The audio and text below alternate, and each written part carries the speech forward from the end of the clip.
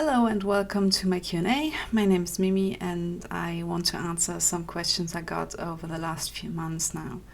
So, first one is from Gio. How did you learn to draw and paint as well as you do? Did you go to an art school or study an art course? Are you self-taught, YouTube videos, parent? So, yeah, that's a long question. I started with around 13 years old to really draw. Sure, as a kid I did some occasional drawings, but I never was really into drawing. My uncle and my grandmother was really good at drawing, as I am told actually, but I never got the inspiration from them. I never saw them drawing or got to see any pictures from them. So with 13 I started to trace Dragon Ball art because Dragon Ball was really popular in that time, and then got into anime magical stuff like magical school girls and magical girls in general, and wanted my own characters for that. I had a friend who drew as well, and we wanted to do comics, and I started to draw my own MMORPG, and it was really ugly, but yeah, that was my beginning. I have to say my mom is quite the cold person. I never got really praise for my art, so I didn't get encouraged a lot, but a few people said I was talented enough, and that my uncle and my grandmother were able to draw well, but I never got really encouraged to do it in an art school or something. I should rather work a real job. Yeah. So I drew in school a lot, during the classes, in the breaks, everywhere basically. And I actually wanted to really go to an art school, but most back in the day were really expensive, and I couldn't pay that. I moved in with my boyfriend when I was 20, when I got right out of school, and I was still drawing anime a lot and drew my own cat girls and loved anthropomorphic animals. My boyfriend at the time drew cat girls as well, so he was a big inspiration for me. I started to go to university then, and because I thought I wasn't good enough, I didn't apply to the local art school. I rather did Japanology and Sinology to maybe get into the translation part of gaming, which I thought I would be good enough then. So after almost 3 years I stopped that study because I got sick, and they put a lot of stones in my way, let's say it like this. I started to draw more then. These 3 years in university I almost didn't draw at all because it was super stressful, and when I got ill I really lost the drive. And after that I had to think what I wanted to do with my life basically, and there I started drawing again. A lot, every day, basically. I always, of course, compared myself to others that were younger than me, had more tools, were just better, and it is frustrating. But I still tried to apply to the art school. It was more like a games school. And yeah, I got into it. I was super thrilled. I finally had a goal in my life again, and yeah, it helped me a lot.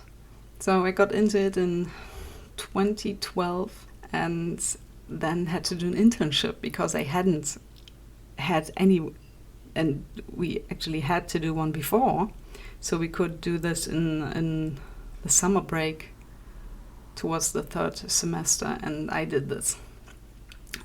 Big German company. I applied to so many internships, like printing and everything digital. No one wanted me but that super awesome game company. which was a huge surprise, and it was a thrill. It was really great to work with all these artists, and it was super helpful, super meaningful. It was really, really cool. Also showed me that I never wanted to do it, basically, because it was also super stressful, and as an intern it was, yeah, you had to do a lot of work, let's say it like this. It was still very, very, very good, and I learned a lot.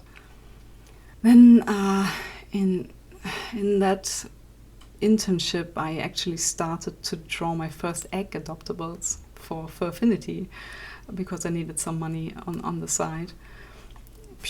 And I started loving to design characters, and that was the time, 2013, that I really started drawing, like really every day for hours. For hours. I can't even begin to tell you how much I drew. I know I never got carpal tunnel, which is great. My hand is tip-top, at least, which is super awesome. What helped me a lot with learning how to draw was some courses in university. You didn't get all the basics. You didn't get all the color courses, or how to apply lighting, or how to do shading, or all that stuff. All the basics I had to read up upon, and I'm still not good at them, actually. I really have to study that more. But we had some courses that really helped, like we had a character design course from very, very, very famous artists. We had nude courses. I can not encourage you more to do nude courses.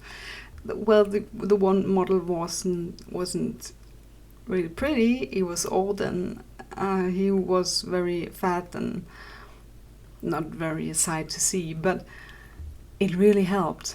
We had sections of the class where we have to draw really, really fast, where you have to really get not the details but the general shapes right. And then we had sessions for hours to draw one thing and one thing only, where we could focus on those really small details. That helped a lot, really. In general, though, most, I would say, is self-taught, and I still got a lot to learn, really a lot, especially when I see other artists and how they paint and how they do lighting and shading and overall composition. I like that. I still learn, and I need to learn more, and yeah, it's the way. It's not, you don't get to a point where you arrived at a goal. You are continuously learning, and I think comparing yourself is really bad there. I still do it, but it's really helpful to see that you can't do everything immediately. You have to learn so much, and I think that really should give you a sense of accomplishment whenever you got something to look nicer, or you were able to draw something faster or more easily. So don't get discouraged. It took me more than 15 years to be where I am today. So yeah. Next question. From Gio again. How do you come up with your poses you draw? And I guess by extension, how do you draw them proportionally and physically correct? So that is an extension of the last question. How do I come up with poses? Well, usually for commissions I have a certain idea that is proposed to me what I should draw. So it's limited in itself, but I get references a lot. Of course, if I don't know how to draw something, always look at pictures of real people. It helps you figure out how muscles work, how bones work, how the general anatomy of a person works. I cannot stress enough, do nude courses, even online. Really, really, really, really, really good. Usually I have an idea in mind how I want something to look like. Also for poses or a general feeling. It helps to imagine what the character is like, what personality he has. If you have a cheerful character, you can't do a fighting pose that is really, really aggressive. I mean, you can, but not if you should portray a cheerful character. So that helps a lot. As for compositions, that is a bit more tricky, since a lot of, especially with commissioners, you have people who have no idea how something should look, what looks best. So usually I do 2 to 3 sketches if they aren't having a concrete pose in mind. As for proportions and physically correct things, nude courses, nude courses and references. Even though you might exaggerate the style, generally learn with real life bodies. You shouldn't look at artists for anatomy, really not. Especially since they also stylize their work. You should aim towards a step where you can stylize, but you know how it should look like. So if you want a really thin character where you have a really thin waistline, that is fine. You should just know how it should look. So if you exaggerate, you always have to be able to draw it correctly, since else you just make up an excuse for not drawing it correctly. You should, what helped me a lot were books or studies that show muscles, how muscles work, because then you know how skin works, where it stretches, where it bends. Look at bones and skeletons, see how the hips move when walking. Look at hand studies, how the body works, basically. Not how it looks, just how it works, because when you have that knowledge, you can actually really, really understand why it moves like this, why it bends, why it turns the way it does, why maybe when you sit you have those nice rolls on your stomach, which no one ever draws, really. But yeah, books, studies, nude courses, everything that is nude, everything that shows you how something works, basically. All right, the next question comes from Zilikiu, and it's, yeah, a bit of an extension of the last question as well. What do you native speaker.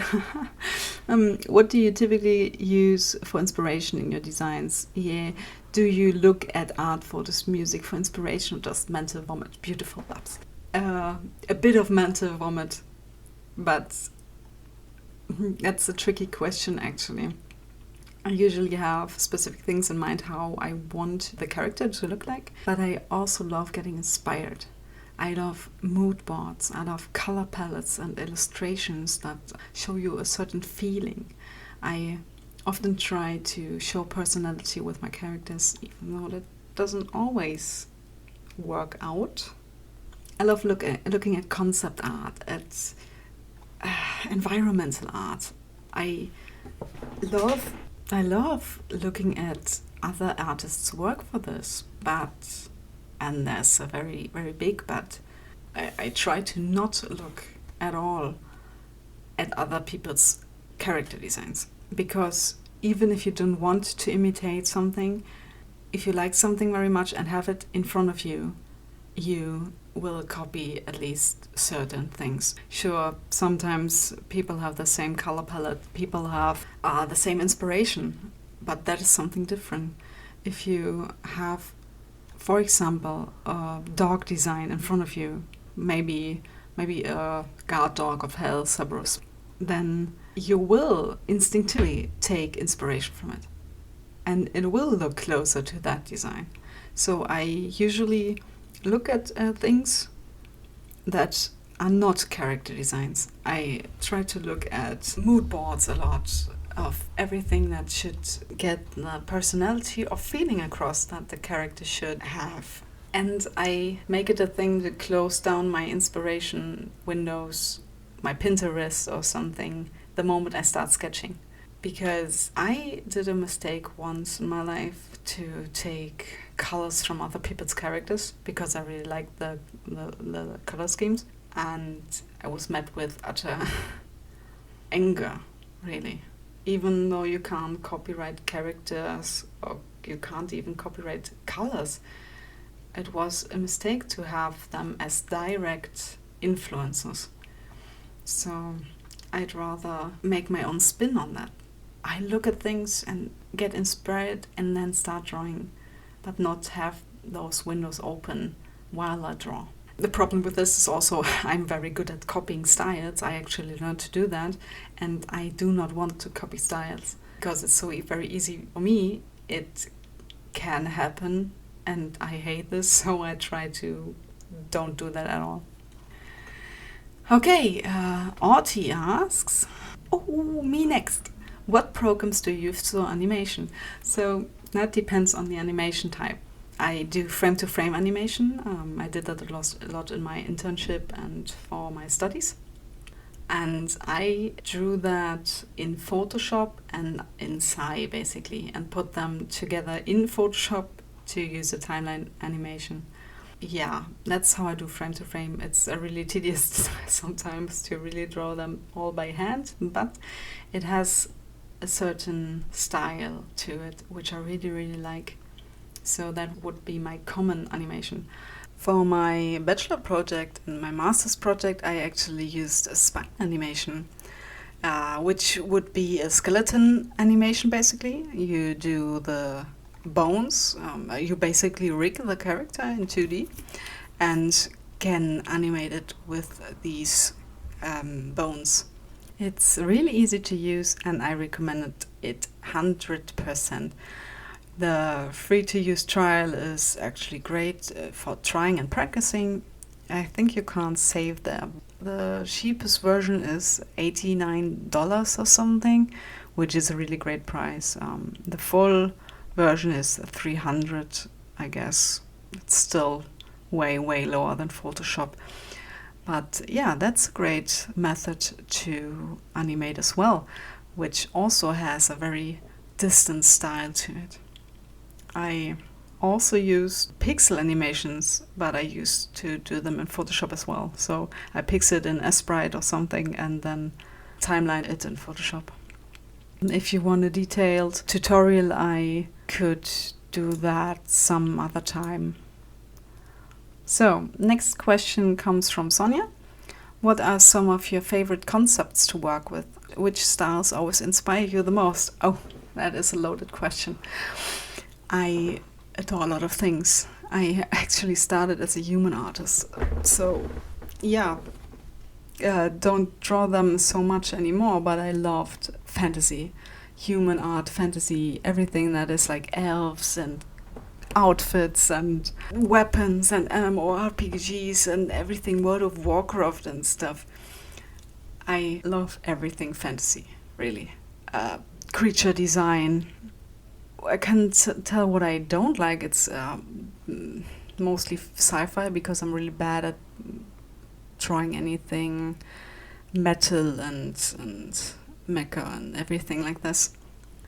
What styles I always am inspired by is one from Loish. I knew Loish back in the Oikaki days. She doesn't know me anymore because I'm not famous, but I knew her, and she was always an inspiration. Her work with color, it's so awesome. I really recommend checking her out. She is super, super awesome. I adore creature concept art. I really I love everything about it. It's so fun to imagine which creatures live where in which environments, especially their sci-fi is alright, yeah. Just not as a general theme. I am not good at designing spaceships or something. I have a lot of art books I collected from artists no one probably knows, but which are mostly used for concept art in games especially. I love Mucha and Art Nouveau styles. But yeah, inspiration is hard to pinpoint. It depends what I want to do. So if I want to paint, it would be Loish. If it would be like calendar art or something like industrial design, it would be Mucha. For concept art, it would probably be Brian Huang or the entire team from the Warbringers, 2D cinematics from World of Warcraft, like Will Murray, Jake Pennion, I don't know his name, but Zorin and Fletcher. They are really, really great artists, and I love their work really, really, really much. So yeah, it really depends. I have a lot of art books here. I love to skim through them for inspiration on what to draw and how to portray something, and just get inspiration. Next question is from Rio. I know I mentioned previously that I would love to see more VIP pictures of various stages, but I was thinking I'd actually love to see speed painting, a type where it's just a sped up video of your drawing process as a whole image, start to finish. Okay, this might not be finished, but here you go. Yeah. So those were the questions for this mini podcast Q&A. And last thing I want to say is everyone always apologizes to me that they bother me. You don't. You really don't. You can chat with me. I'm totally open for chatting. I'm totally open to make friends. I am not bothered by you chatting me up. I'm actually glad. I love talking to people, and I myself sometimes have trouble doing that, even though I should keep contact. So if you have questions or if you want to chat, hit me up. I'm always open, and you are never a bother, okay? You guys are really, really fun to be around, and I am happy I can be with you all on the server. So thank you for listening. Maybe put more questions in the channel. And hopefully till next time. See ya!